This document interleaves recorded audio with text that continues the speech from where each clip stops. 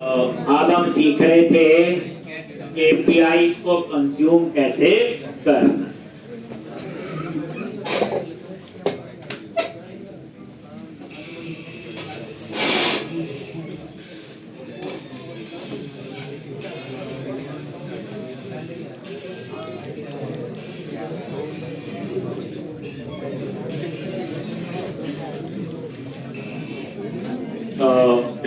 बताया था कल हमने क्या किया, सॉल्यूशन एक्सप्लोरर में एक वेब एप्लीकेशन ऐड कर ली, जहां पे हमने एपीआई को कंज्यूम करना है, और दोनों प्रोजेक्ट को क्या बना दिया, स्टार्टअप प्रोजेक्ट, ताकि दोनों इकट्ठे रन हो, क्योंकि बैकएंड रन होगा कोई फ्रंट एंड वो काम करेगा। अब हम लोग यहाँ पे ये देखो, तो कल स्टार्ट किया था वेब एप्लीकेशन, तो अब आपका दूसरा पार्ट, पहला पार्ट होता एपीआई बनाना। ये किसका काम होता, बैकएंड डेवलपर। अब एपीआई 2 भी हो सकती है, 200 भी हो सकती है। बनाओ एपीआई, स्वैगर में टेस्ट करो और पोस्टमैन में टेस्ट करो, जो मैं आपको बता चुका हूं। ठीक, उसके बाद उन एपीआई को किसी फ्रंट एंड पे यूज करेंगे। इस बार फ्रंट एंड क्या आपका ASP.NET Core क्लियर है। कल को फ्रंट एंड आपका एंड्रॉइड भी हो सकता है, रिएक्ट भी हो सकता है, कोई और भी हो सकता है। ठीक, तो यहां पे हमने कल मॉडल तो क्या बताया था, जैसे डेटा आपके पास आएगा तो उसको रिसीव करने के लिए भी उसी तरह का स्ट्रक्चर चाहिए। तो हमने 2 मॉडल बनाए, एक नेशनल पार्क और ट्रेन। इतना काम हमने कल किया था। अब हमें चाहिए है URL। क्या चाहिए हमें, URL। ठीक, तो अब आपने क्या करना है, एक फाइल बनानी है अलग से SD, ठीक, जहां पे हम सारे URL, क्योंकि जो एपीआई को कंज्यूम करेगा उसे क्या मिलेगा, एपीआई का URL। बताया था एपीआई कुछ नहीं है, जस्ट एक URL है। राइट क्लिक किया,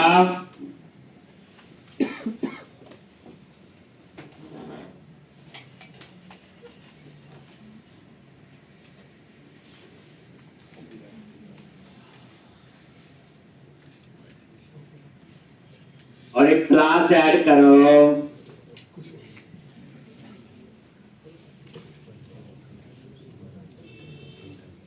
राइट क्लिक, ऐड क्लास, और क्लास का नेम दे दिया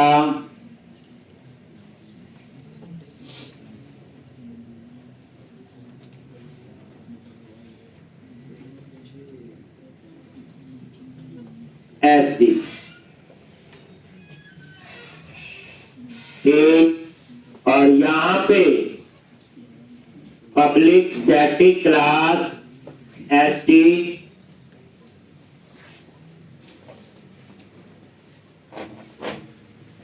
तो ये क्या आपकी क्लास, स्टैटिक क्लास। ठीक, अब एपीआई के हमें क्या चाहिए है, URL। क्या चाहिए, URL। तो क्या URL होगा, आप यहां रन करो तो बैकएंड भी रन होगा और फ्रंट एंड। ठीक, तो पहले आप URL देख सकते हो, क्या क्या URL होंगे।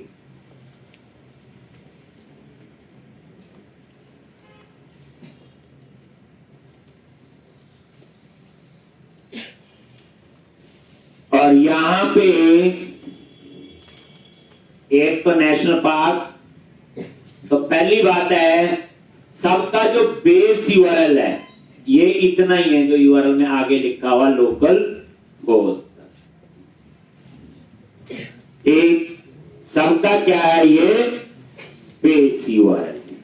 तो आप क्या करो, मैं यहां नोटपैड में एक बार लिख लेता हूं, फिर हम लोग यहां से यूज कर लेंगे। क्या था आपका, ये दोनों एपीआई का बेस URL ये है, और उसके आगे जो नेशनल पार्क है उसके आगे क्या लग जाएगा, slash API slash national park. दूसरे का क्या होगा, स्लैश एपीआई स्लैश, बस इतना ही फर्क होगा। बेस यूआरएल ये है, तो ये यूआरएल आपने यहां से उठा लिया। एक पूरा किसी का यूआरएल देखना तो आप यहां से देख सकते हो बच्चे, ट्राई आउट, एग्जीक्यूट, और वहां पे एक ऑप्शन होती है रिक्वेस्ट यूआरएल। एक्चुअल में जो पूरा यूआरएल है वो ये है, तो इससे पता लग जाता है। देखो ये किसका यूआरएल है, नेशनल पार्क। अगर मैं बोलूं जी ट्रेल, ट्रेल का भी यही होगा, बस क्या चेंज है, बोलो ट्रेल।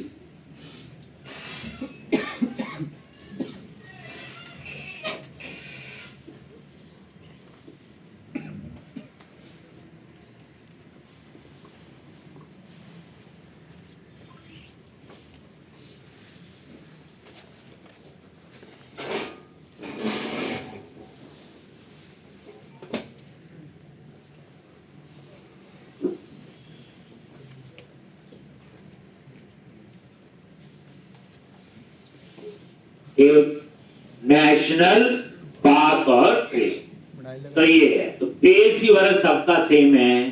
तो अब आपने क्या करना है, यहां आगे स्टैटिक क्लास है, मुझे ऑब्जेक्ट बनाने की जरूरत नहीं है। सबसे पहले मैंने यहां पे एक वेरिएबल लिया, पब्लिक स्टैटिक स्ट्रिंग, और ये, और यहां पे देखो आप लोग बेस यूआरएल। तो हमारे केस में ये है बेस यूआरएल, ठीक है जी।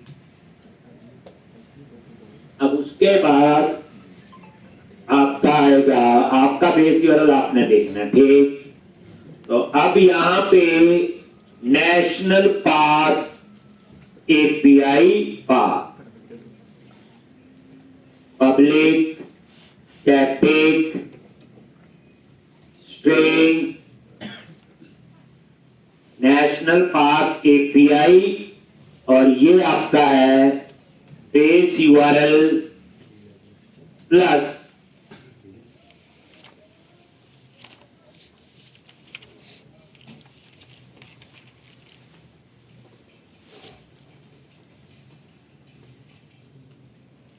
एपीआई बेस यूआरएल प्लस, और आगे जो आएगा बेस लिए, और यहां पे आएगा एपीआई स्लैश नेशनल पार्क, यही आएगा ना आगे, API slash national park.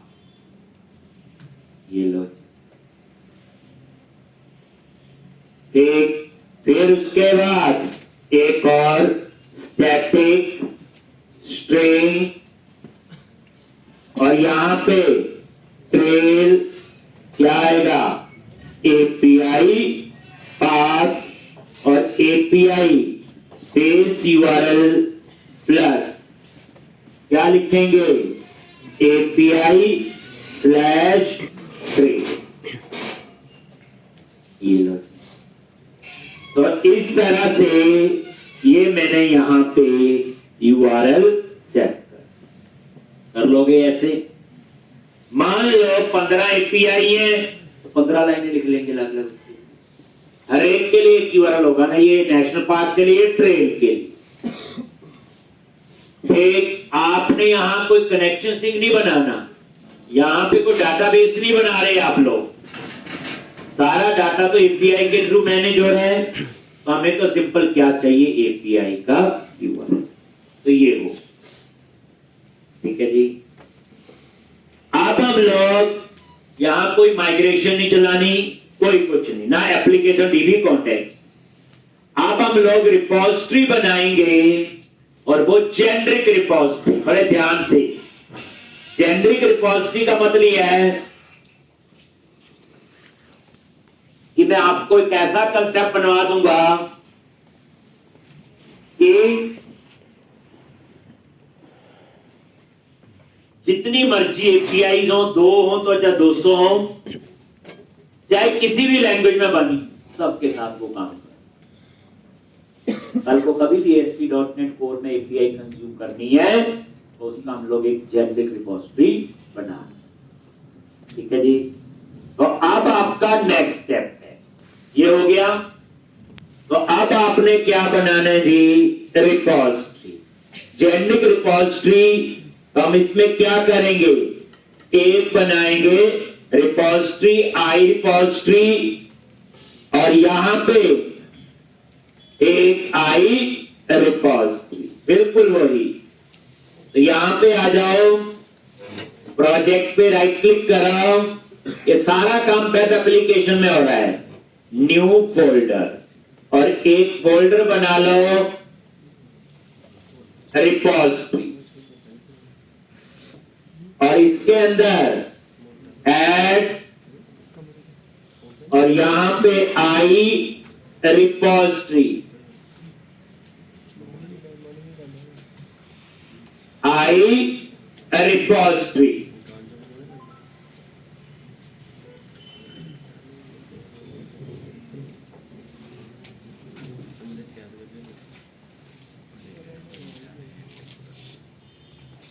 Clear है, आई रिपोजिटरी।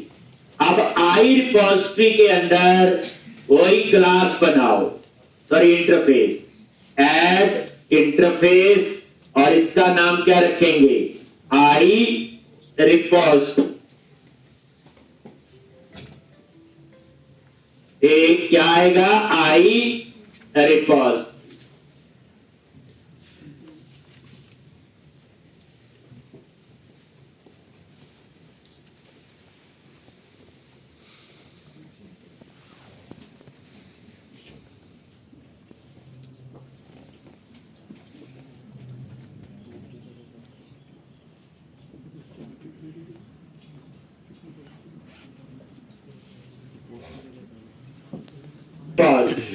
तो आई रिपोजिटरी क्या आपका बेसिकली एक इंटरफेस है, समझ आ गए। और ये जेनेरिक रिपोजिटरी है, तो यहां पे क्या लिखोगे, टी, किसके साथ यूज होगी पता ही नहीं देते। अब टी ट्रेल भी हो सकती, टी नेशनल पार्क भी हो सकती, कोई और। दैट्स व्हाई अब ये जेनेरिक रिपोजिटरी इसमें आ गया। अब हमने इसमें क्या बनाने हैं, एक मेथड डिक्लेयर करते हैं। क्या करने हैं, मेथड डिक्लेयर। अब यहां पे गेट अ सिंक, तो यहां पे ये फाइंड का कोड है। कौन सा कोड है, फाइंड, और इसका नाम दे दिया गेट अ सिंक, और रिटर्न टाइप में टास्क पता ही है क्यों लगाते हैं, एक टी क्या है, क्लास है, और यहां पे दो चीजें पास करेंगे, स्ट्रिंग यूआरएल और इंटीजर आईडी। समझ गए होंगे, फाइंड में यही आएगा। एक तो यहां कोई डाटाबेस का कनेक्शन नहीं है, यूआरएल आएगा। यूआरएल किसका होगा, एपीआई। आईडी हुई फाइंड के लिए, और इसी तरह से ये आपका बन जाएगा कलेक्शन। तो यहां पे हम टास्क के अंदर आई इनमरेबल क्या लिखेंगे, टास्क आई इनमरेबल, और यहां पे क्या आएगा, टी गेट ऑल सिंक।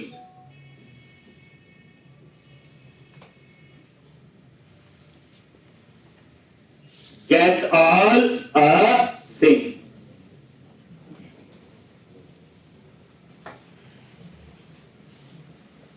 ये इसमें सिर्फ ये डिस्प्ले का है, गेट ऑल सिंक। बताइए सिंक और टास्क कैसे काम करते हैं, ठीक।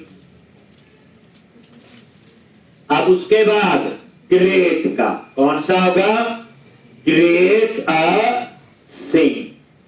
तो यहां पे क्या रिटर्न करवाएंगे, टास्क और ये बूल टाइप का क्रिएट अ स्ट्रिंग और ये यूआरएल और यहां पे object T OBJ to create.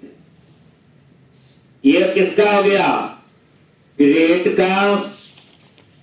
और ये किसका है? अपडेट। तो ओबीजे टू अपडेट। इसी तरह से ये तीसरा है delete sync URL OBJ to delete. या डिलीट में आपको आईडी पास करना है। क्या पास करना है? आईडी। ये एक। अब ये एपीआई को कॉल करेंगे, यहां पे हम यूआरएल देंगे, किसको सेव अपडेट करना यहां पास करेंगे, कोई भी हो सकता है। इसलिए जेनरिक यहां कहीं ये नहीं लिखा इसी यूआरएल के साथ यूज होगा और इसी क्लास के साथ, तभी तो क्या ये जेनरिक, जैसे आप लोग प्रोजेक्ट में भी करते हो गया। अब हम लोग क्या बनाएंगे? रिपोजिटरी क्लास, वहां आई रिपोजिटरी इंटरफेस को इंप्लीमेंट करें और इंटरफेस इंप्लीमेंट होगा तो ये मेथड वहां पे हम बनाएंगे या डिफाइन करें। बस ये वाली चीज है। एक बार बन गई, चाहे 2 एपीआई है चाहे 200 एपीआई, ये सब के साथ काम करेगा। एक और देखिए थोड़ा बहुत पता है, प्रोजेक्ट में पढ़ा हुआ, इससे ज्यादा हमें वो नहीं लग रहा, कोई नई चीज है। ये सब जो बच्चों का जो प्रोजेक्ट बनाया है, इससे हमारा लेवल में काफी आपकी इंप्रूवमेंट हुई है जिन्होंने प्रोजेक्ट बनाया है। जो नहीं बनाया वो आज भी वैसे हैं और उस समय भी वैसे थे, ठीक, उनके लिए ये भी याद कोई बात है और आज पहले वाली भी, ठीक। लेकिन ऑलमोस्ट मैक्सिमम बच्चों ने ये बनाया है। अब आप रिपोजिटरी पे राइट क्लिक करो, ऐड क्लास, और यहां पे रिपोजिटरी, ठीक। तो यहां पे आप लोग रिपोजिटरी क्या करो, तो यहां पे आपने, ठीक, तो वही टी और यहां पे आई रिपोजिटरी और यहां पे भी टी, और उसके बाद वेयर आ गया अपने आप, और ये यहां पे क्लिक किया, ये इसका नेम स्पेस और इसके बाद इंप्लीमेंट इंटरफेस। अब यहां पे ये जनरल रिपोजिटरी, लेकिन यहां पे आप एप्लीकेशन डीबी कॉन्टेक्स्ट न ढूंढना, अब एपीआई को कॉल करना है, तो उसके लिए एक इंटरफेस है IHTTP क्लाइंट फैक्ट्री। अगर मुझे एंगुलर में करनी होगी कॉल, वहां HTTP क्लाइंट होता है। अगर मुझे रिएक्ट में कॉल करनी होगी वहां एक्सियोस होता है, जावा में लागू होता है, पाइथन में लागू। तो यहां पे वही private read only IHTTP client factory type का वेरिएबल, और ये कंस्ट्रक्टर, और वही HTTP क्लाइंट फैक्ट्री और वही लॉग, तो HTTP क्लाइंट फैक्ट्री। तो कोई पूछे ASP.NET कोर में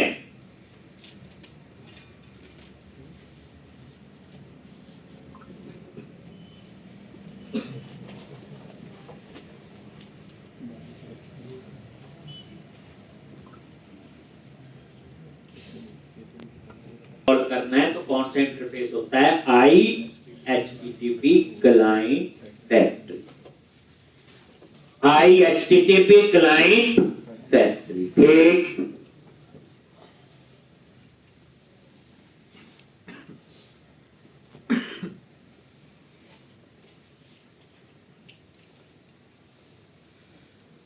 अब आपने सबसे पहले क्रिएट अ सिंक, तो यहां दो चीजें होंगी, ये क्लाइंट है जहां एपीआई को कंज्यूम कर रहे, सर्वर क्या एपीआई, तो यहां से क्या जाएगी रिक्वेस्ट और उसके बदले में क्या आएगा। अब आप मुझे बताओ क्रिएट अ सिंक में रिक्वेस्ट क्या होगी,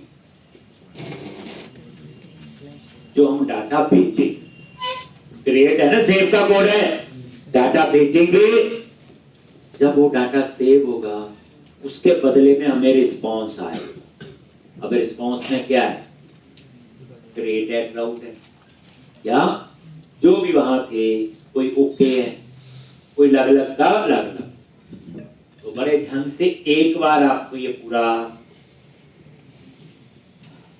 क्रिएट सिंक, तो यहां दो चीजें बनती है, रिक्वेस्ट और रिस्पांस। अब कैसे बनेगा ठीक वो हम लोग देखेंगे।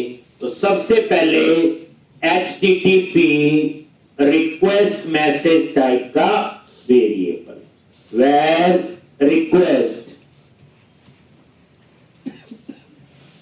is equal to new HTTP request message, और ये देखो कौन सा है, HTTP मेथड पोस्ट, अपडेट होगा तो ये पुट हो जाएगा, डिलीट है तो डिलीट हो जाएगा, डिस्प्ले है तो क्या। अब ये एंड पॉइंट सेम होना चाहिए जो वो हम वहां से पास करेंगे। अगर पोस्ट है तो सेव है, क्योंकि यूआरएल तो सेम है बच्चे, देखा आपने, आप यूआरएल तो सेम ही होता है, नेशनल पार्क का सेम है, कैसे पता चलेगा save update, post put delete और एंड पॉइंट, तो ये हो, तो ये आपने बता दिया मेथड कौन सा है वो, और यूआरएल, जो यूआरएल हम पास करें। अब उसके बाद हमने क्या करना है, कंटेंट, क्योंकि इस बार कंटेंट जाएगा, तो पहले चेक कर लो obj to create is not equal to null. अगर ये नल नहीं है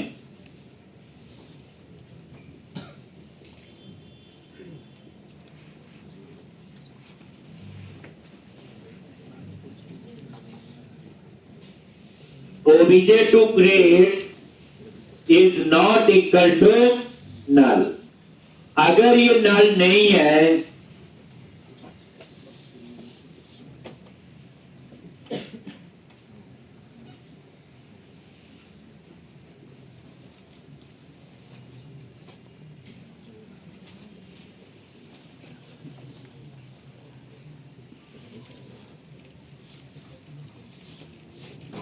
क्लियर है, obj to create is not equal to null, अगर null नहीं है तो इसका तो डाटा है, तो रिक्वेस्ट डॉट कंटेंट, अब हम बनाने जा रहे हैं इसका कंटेंट, ये रिक्वेस्ट में जाएगा, तो रिक्वेस्ट में दो बार ही जाएगा कंटेंट, एक क्रिएट में और एक अपडेट, डिस्प्ले और माइंड में तो आएगा रिस्पॉन्स, इसलिए थोड़ा सा समझना है। अब ये कंटेंट कैसे बनाओगे, इज इक्वल टू न्यू, और यहां पे स्ट्रिंग कंटेंट,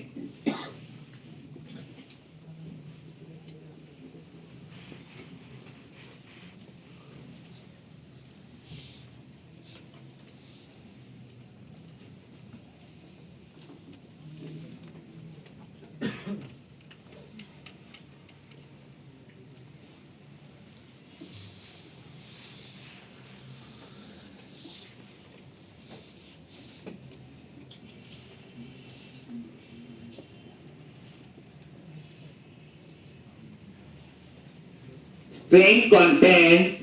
अब ये जो कंटेंट है ठीक, तो इसको आपने सीरियलाइज करना है। पहली बात आप याद रखना, जो भी डेटा नेटवर्क पे जाएगा वो सीरियलाइजेबल होना चाहिए।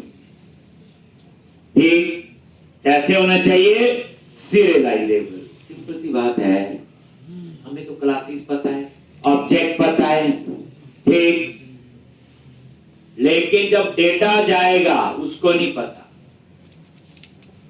डेटा सीरियलाइजेबल होना है। ठीक, जैसे मान लो आपने दिल्ली जाना है, आप नीचे ग्रुप में खड़े हैं, झुंड में खड़े हैं, ठीक है, अपने अपने ग्रुप में जो आपको जान पहचान है वैसे खड़े हैं, लेकिन जब आप जाओगे किसी बस में बैठोगे तो प्रॉपर वहां सीट पे बैठना पड़ेगा, वहां झुंड में थोड़ी बैठे।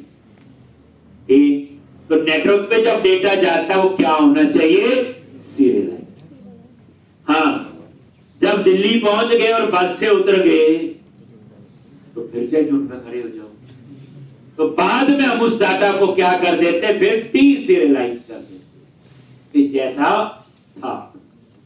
बात समझो, ठीक, जहां डाटा पड़ा है, ठीक, वो जैसे मर्जी हो, लेकिन जब आपने उसको ट्रांसपोर्ट में भेजना है तो प्रॉपर पैक करके भेजोगे, और जब वहां पहुंचेगा तो उतारोगे, फिर उसे अनपैक कर दोगे। तो जो नेटवर्क में डेटा जाता है वो क्या होना चाहिए, सीरियलाइजेबल। इसलिए ओबीजे टू क्रिएट को क्या करना है, सीरियलाइज। तो उसके लिए जेएसएन कन्वर्ट, ठीक, और ये जेएसएन कन्वर्ट जो है, इसके लिए एक पैकेज इंस्टॉल करना है। लो हो गया होगा ये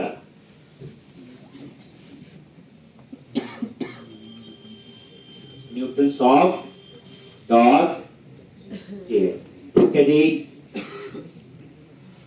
तो समझाए, सीरियलाइज करना पड़ेगा, उसके लिए आपने ये पैकेज इंस्टॉल। अब ये बात सेम अप्लाई होगी जावा में भी,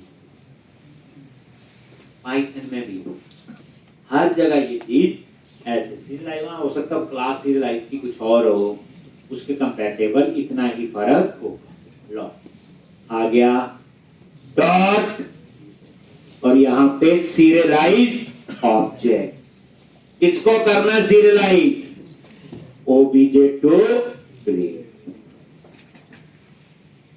एक किसको करना है, OBJ to create.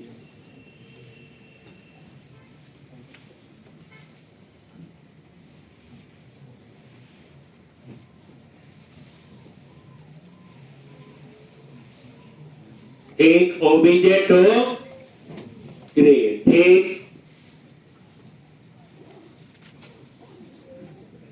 JSON convert dot serialised object, और उसके बाद इसको क्या करो, इनकोड करो, dot encoding,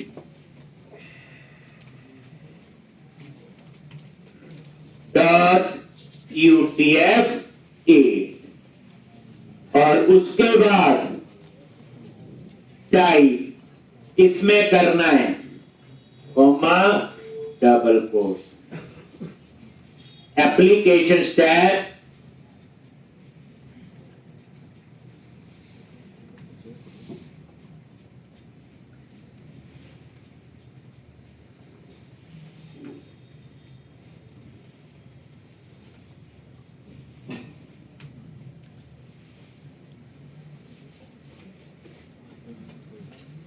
ASN convert dot serialize object obj to create, और किसमें किया, UTF-8, ये फॉर्मेट होता है, और डेटा किस फॉर्मेट में होगा, एप्लीकेशन स्लैश, कंटेंट टाइप होता है एप्लीकेशन स्लैश जी, ठीक है जी।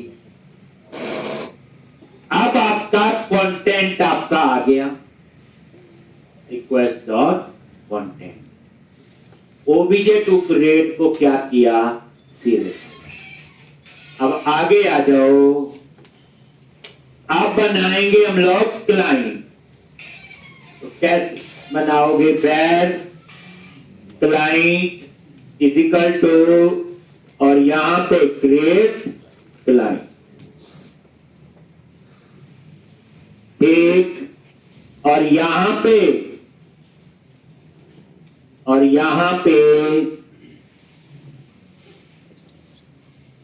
रिस्पांस। अब ये रिस्पांस आएगा, तो इसके लिए एचटीटीपी रिस्पांस मैसेज, रिक्वेस्ट के लिए क्या है, एचटीटीपी रिक्वेस्ट मैसेज, और यहां पे अवेट क्लाइंट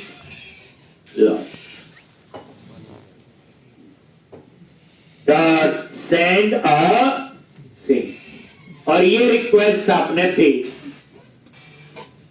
दी क्लाइंट को रिक्वेस्ट।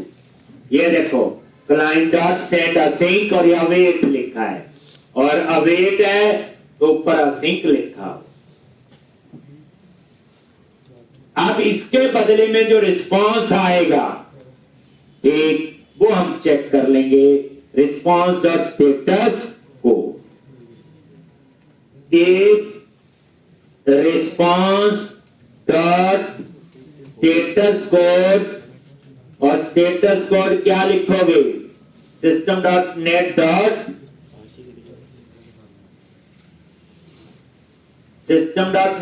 स्टेटस। ओके नहीं है, इसमें क्या होता है आपका जो 201 होता है, इसका याद है क्रिएटेड का, ये वो है। अगर ये है देन रिटर्न कर दे ट्रू, अदरवाइज रिटर्न कर दे फॉल्स, बस दैट इज रिस्पॉन्स। तो जो हम लिखते हैं ओके नो कंटेंट, ये क्या होते, रिस्पॉन्स, बस। तो ये था आपका इसका क्रिएट, यहां को कोड का सेव नहीं लिखा, रिक्वेस्ट और रिस्पॉन्स। अब यही चीज आपको अपडेट में चाहिए, वहां क्या चेंज होगा, अपडेट सिंक पोस्ट की जगह बोलो क्या होगा, पुट, और ओबीजे टू क्रिएट की जगह ओबीजे टू अपडेट, और यहां पे क्रिएटेड की जगह क्या है, नो कंटेंट। वहां देखना ना एपीआई में क्या आ रहा है,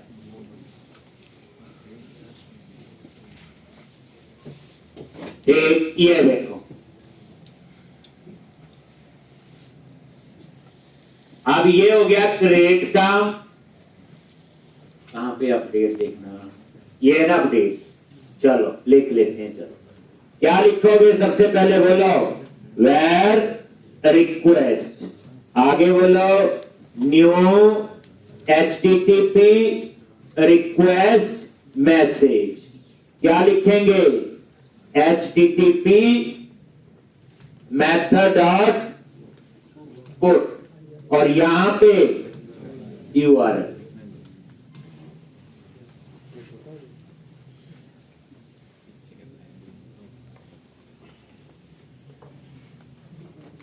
तो ये रिक्वेस्ट है, और यहां पे OBJ to update is not equal to null. अगर नल नहीं है तो इस डाटा को सीरियलाइज करके वही request dot content is equal to new, क्या लिखोगे, स्ट्रिंग कंटेंट,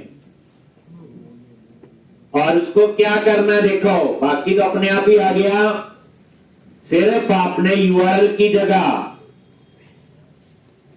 क्या लिखोगे, JSON convert dot serialised object, कौन सा ऑब्जेक्ट, ओबीजे टू अपडेट। और ये देखो जी, फिर क्या बनाना है, क्लाइंट बन गया, फिर उसके बाद रिस्पांस क्या लिखेंगे, एचटीटीपी रिस्पांस मैसेज, वेरिएबल ले लिया, अवेट क्या लिखेंगे, client dot send async, और क्या पास करोगे, रिक्वेस्ट। और इसके बदले में क्या मिलेगा? रिस्पॉन्स क्या आएगा? रिस्पॉन्स डॉट स्टेटस कोड क्या आएगा? करेक्टेड की जगह याद करो अपडेट में क्या था? नो कंटेंट, और यहां पे रिटर्न कर दिया, बोलो ट्रू, अदरवाइज फॉल्स।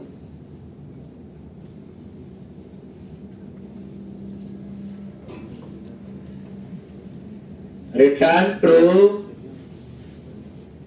और ये फॉल्स।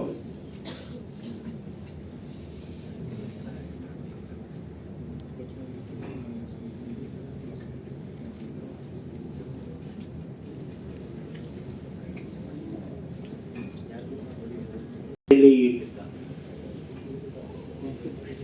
एक सेव डिलीट का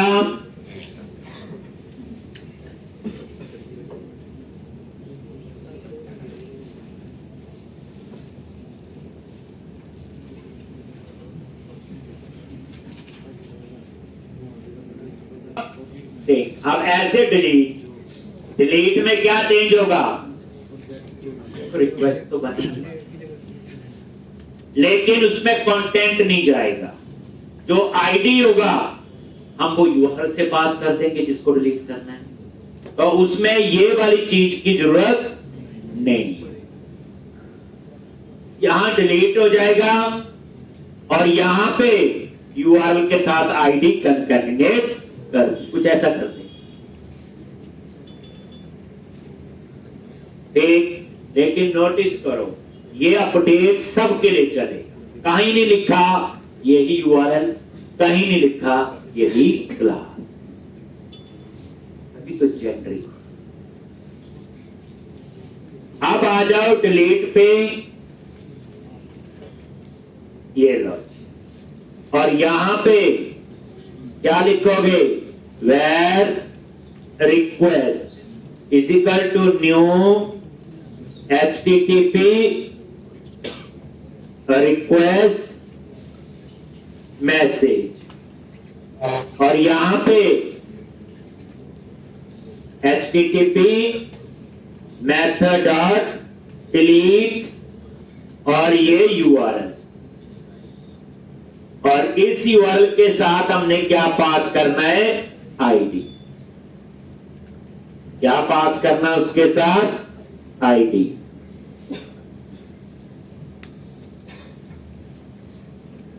स्लैश करके आईडी कंकैटिनेट कर दो, plus slash plus ID dot to string.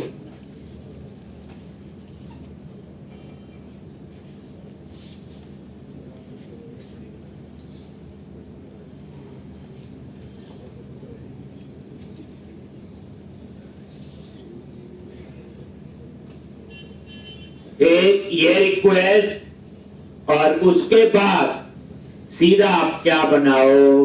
Where client is equal to await और ये क्रिएट क्लाइंट।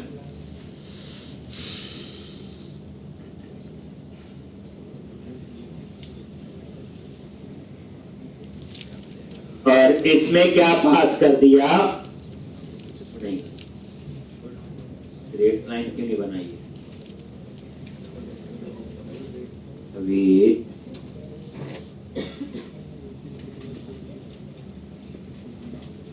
अच्छा, अवेट असिंक नहीं है ना इसमें, तो ये लगाने की जरूरत नहीं। एक, और उसके बाद यहां पे response HTTP response message variable ले लिया, ये आपने लिख दिया रिस्पॉन्स, ये वेरिएबल का नाम रिस्पॉन्स ही कर देते बस। और उसके बाद रिस्पॉन्स डॉट स्टेटस क्या आएगा? डिलीट में तो हमारा ओके है, देन रिटर्न क्या करेगा? ट्रू, और उसके बाद फॉल्स। बस हो गया।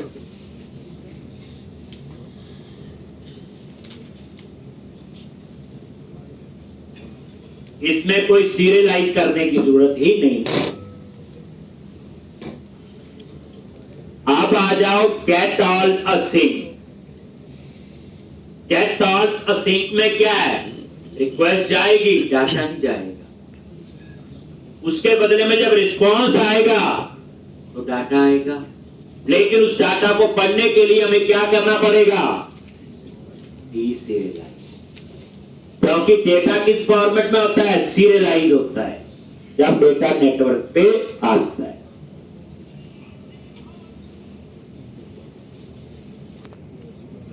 गेट ऑल असिंक, तो कुछ तो सेम ही है क्या, where the request is equal to new HTTP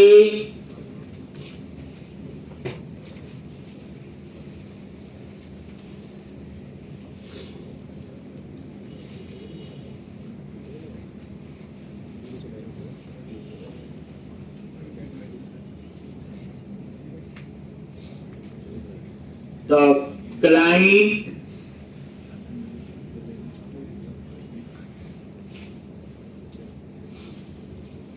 और रिस्पॉन्स, यहां तक तो आपका सेम है।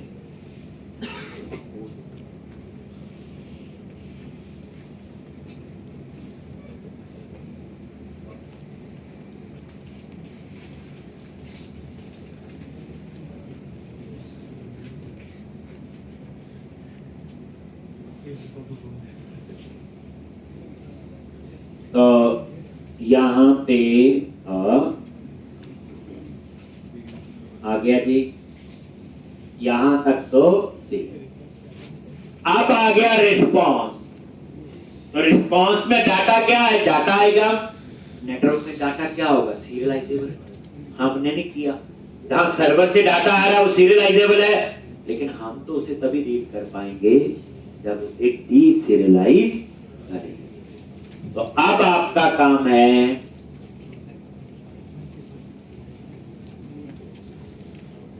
तो यहां पे status code same, response dot status code okay. इसमें ओके था, याद होगा आपको, तो नीचे रिटर्न नहीं करते हैं, इस तरह फाइंड में ओके। अगर ओके है तो यहां पे आपने अब उसे डीसीरियलाइज करना है। कैसे करेंगे, एक वेरिएबल ले लिया, ये नॉर्मल जेएसएन में डाटा आ जाएगा आपके पास। तो कैसे, response dot content dot read as string. लो जी, रीड कर लिया। अब उसको क्या करना आपने, डीसीरियलाइज। ठीक, जब आपने इसको रिटर्न करना है तो रिटर्न कैसे करते हैं देखना ध्यान से। डाटा जेएसएन स्ट्रिंग में आ गया, response dot content dot read as string. इस बार कंटेंट हमने नहीं बनाया, कंटेंट सर्वर से आया है। अब यहां पे मैंने क्या किया, JSON convert dot deserialize object.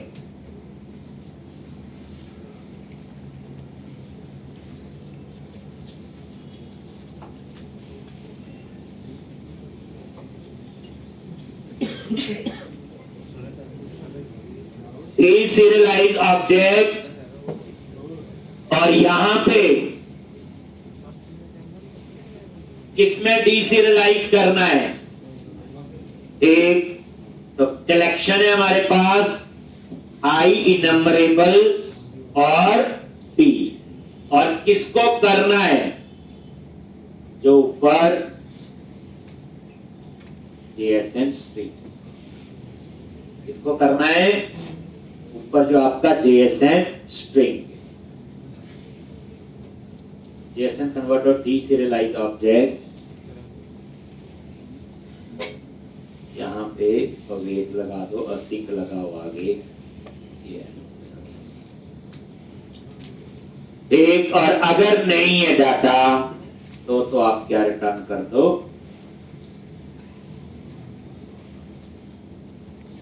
ना। ये था आपका। अब समझ आया जब कहां से डाटा आया तो उसको हमने क्या किया। ठीक ठीक ठीक।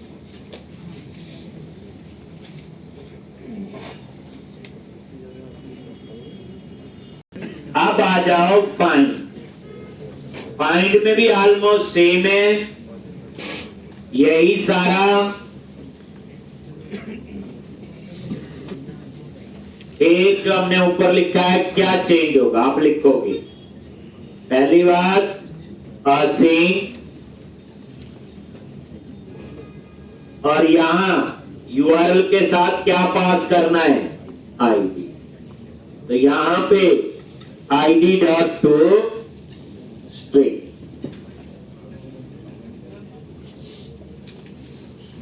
आ गया।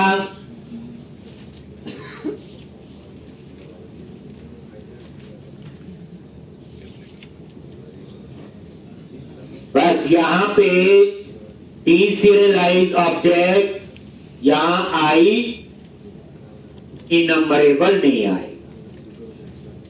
ठीक, क्या नहीं आएगा, आई इनम्बरेबल, बाकी से बस लिख लो आप लोग ये।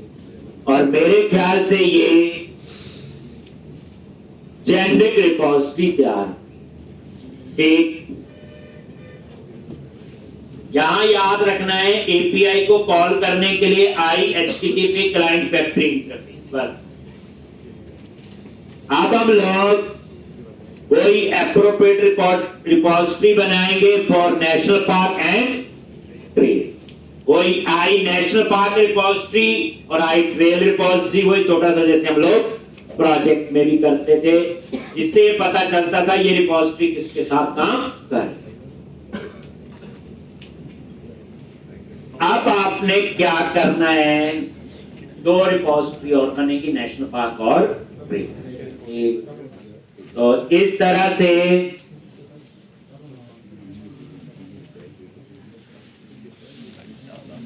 मैंने कुछ असाइनमेंट दी थी, इसने सारी कर ली है, ये दिखानी भी है। कल मुझे किसी बच्चे ने दिखाई तो मीनिंग तो आपको आ गया होगा क्या बोलना था मैंने। ला जी, तो अपने पक्के दोस्तों से सावधान रहिए। लो जी, ऐड क्लास इंटरफेस और आई नेशनल पार्क रिपोजिटरी। आई नेशनल पार्क रिपोजिटरी। ठीक, फिर क्या करना है यहां पे, बोलो। यहां पे इनहेरिट करोगे आई रिपोजिटरी, और किसकी है ये, नेशनल पार्क।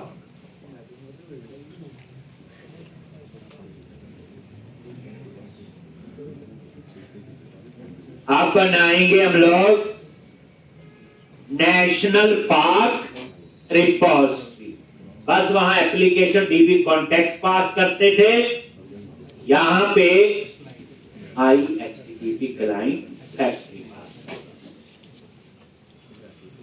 ठीक, तो अब आप बनाओ क्लास, तो रिपोजिटरी पे राइट क्लिक करो, ऐड क्लास और नेशनल पार्क रिपोजिटरी।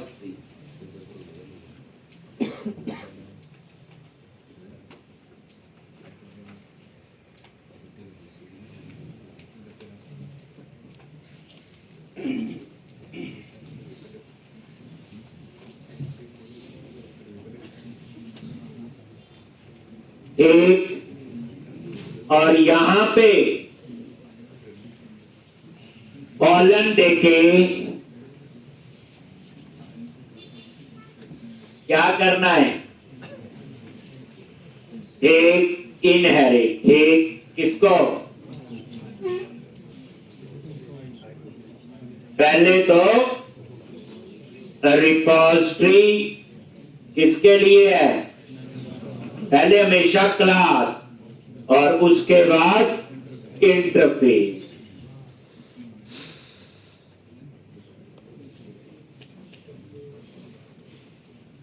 बस पहले क्लास और यहां पे private read only HTTP client factory, फिर कंस्ट्रक्टर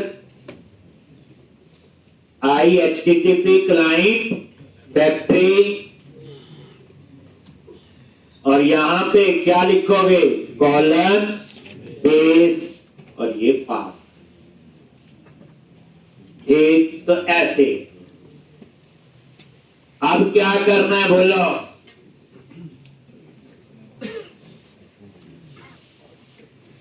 आई ट्रेल रिपोस्ट, फिर ट्रेल रिपोस्ट, फिर इन दोनों को ऐड कर देंगे program.cs।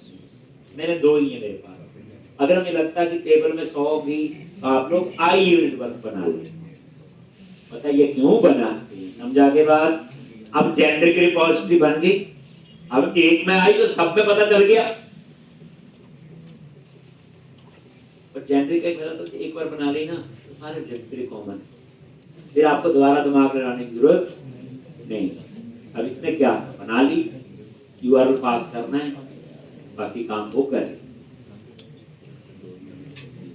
अब आप program.cs में जाओ और इसको ऐड कर लो। पहले हम एक और रिपोजिटरी बना लेते हैं। कौन सी? आई ट्रेल। तो रिपोजिटरी पे राइट क्लिक करो,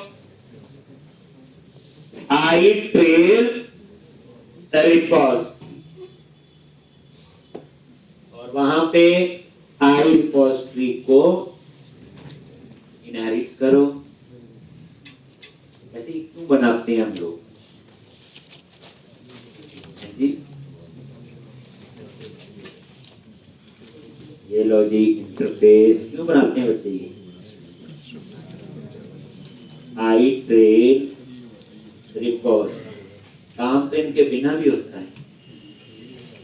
आई ट्रेल रिपोजिटरी है जी, और यहां पे ट्रेल लिख। ये सारी इंटरफेस और क्लासेस का जो कंसेप्ट है DI के लिए डिपेंडेंसी इंजेक्शन। आपने नोटिस किया कहीं पे भी हम क्लोज या डिस्पोज नहीं लिखते, क्योंकि DI में जब जरूरत होती यूज करता है और अपने आप ही डिस्पोज करता है। आपने नोटिस किया हम न्यू नहीं लगाते, देखा आपने कहीं पे? एक जो हम लोग अपनी रिपोजिटरी और उसके स्टेप्स हैं, इंटरफेस बनाने हैं और क्लास बनानी है और program.cs में ऐड करना। तो पूछे क्यों ऐड करते हैं? सारे ये DI के कंसेप्ट। अब क्या करो? रिपोजिटरी पे राइट क्लिक किया, क्लास और ट्रेल रिपोजिटरी, और यहां पे रिपोजिटरी ट्रेल क्या आएगा? एक आई ट्रेल रिपोजिटरी,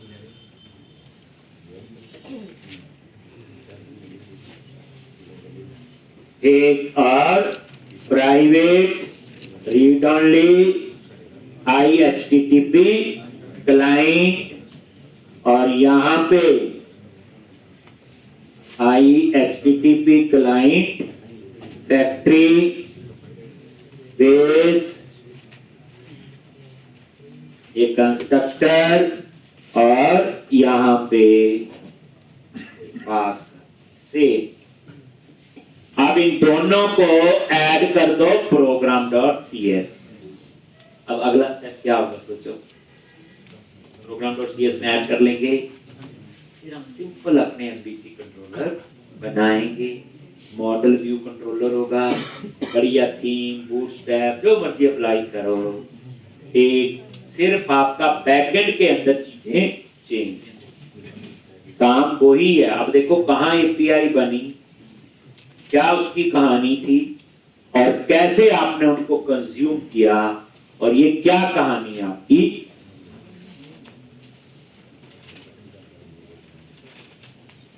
एक सोचो आप इस पूरी एप्लीकेशन का आर्किटेक्चर नेशनल पार्क वाली जब से शुरू की,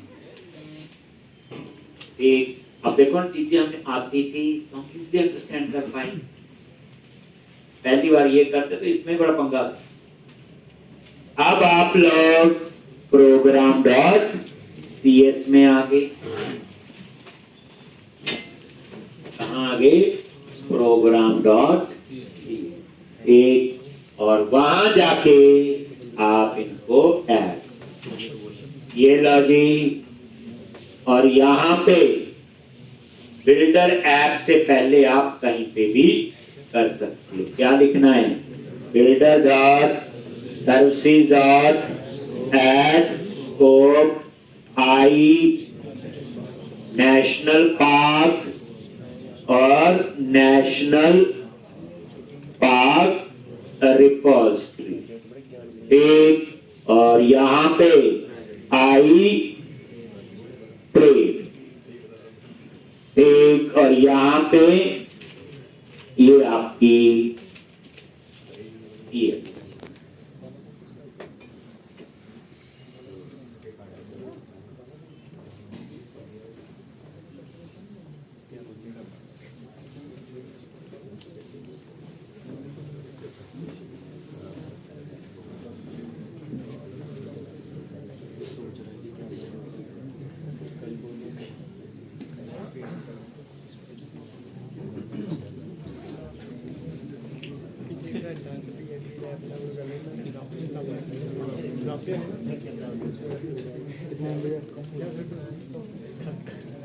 हो गया।